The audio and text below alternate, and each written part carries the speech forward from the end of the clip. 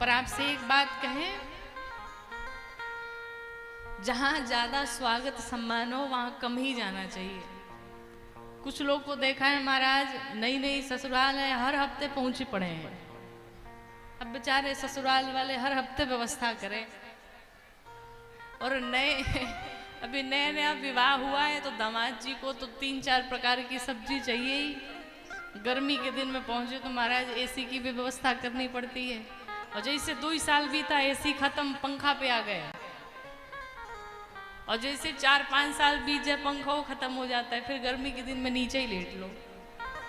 इसलिए अपना सम्मान बचा के रखिए।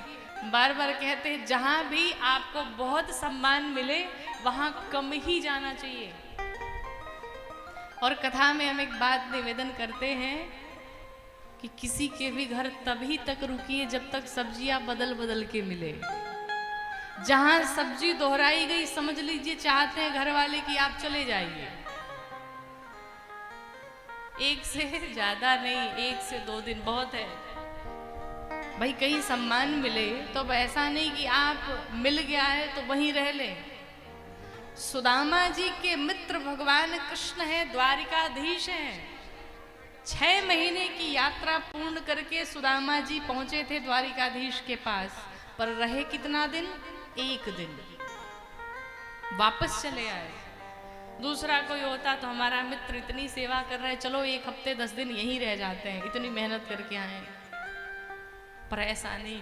अब ऐसा समय न आए कि लोग अपमानित करने लगे, जो सम्मान बचा है वो भी समाप्त हो जाए। एक बार एक कोई रिश्तेदार किसी व्यक्ति के घर पे अपने रिश्तेदारी में पहुंचा। 1 दिन रुका, 2 दिन रुका, 3 दिन रुका, बड़ा स्वागत हुआ, खूब सम्मान हुआ। जब 3-4 दिन बीत गए तो घर वाले परेशान हो गए कि मेहमान जी जाएंगे कब। पर मेहमान जी जाने को तैयार नहीं है।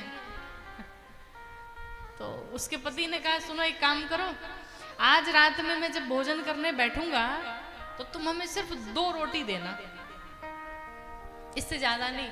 और जब इससे ज्यादा लेकर के आओगी तो मैं कह दूंगा मैं राक्षस थोड़ी हूं जो 2 से ज्यादा रोटी खाऊंगा। रात में वही काम किया पत्नी ने, 2 रोटी लेके आई, और जैसे तीसरी लेके आई पति ने कह दिया अरे मैं राक्षस दिखता हूं क्या, 2 से ज्यादा खाऊंगा। अब बगल में मेहमान जी सोचे कि अगर हमने 3 ले लिया मतलब हम ही राक्षस बन जाएंगे। पर इतना बेइज्जती के बाद भी नहीं पधारे महाराज। फिर पति पत्नी ने मिलकर उपाय किया, क्या? आपस में झगड़ गए। अब जब आपस में झगड़ा कर लिए, पति ने लगाया पत्नी को 1 थप्पड़। पत्नी जोर जोर से रोने लगी, कहा अब मैं यहाँ नहीं रुकूंगी, अब मैं चली जाऊंगी अपने पिता के घर पे, रहना तुम। पति ने कहा मैं भी यहाँ नहीं रुकने वाला, मैं भी चला जाऊंगा। दोनों आपस में झगड़ा कर बैठे। तो अब मेहमान जी सोचे कि अब लगता है कि भोजन वोजन नहीं मिलेगा, अब यहाँ से चलना चाहिए। सो अपनी पैकिंग वैकिंग करी और धीरे से निकलने लगे। जब निकल गए तो पति ने पत्नी से कहा ये बताओ तुम रो क्यों रही थी, हम तो तुमको झूठ मूठ में मार दिए थे। तो पत्नी ने कहा हम कौन सा सही रो रहे थे, हम भी झूठ मूठ में ही रो रहे थे। तो बाहर से मेहमान जी बैग लेके आ गए, हम कौन सा सही जा रहे थे, हम भी झूठा ही जा रहे थे। तो ऐसे मेहमान जी न बन करके जाइए किसी के यहाँ। जहाँ बहुत सम्मान मिले वहां पर कम जाना चाहिए, प्रेम बना रहता है।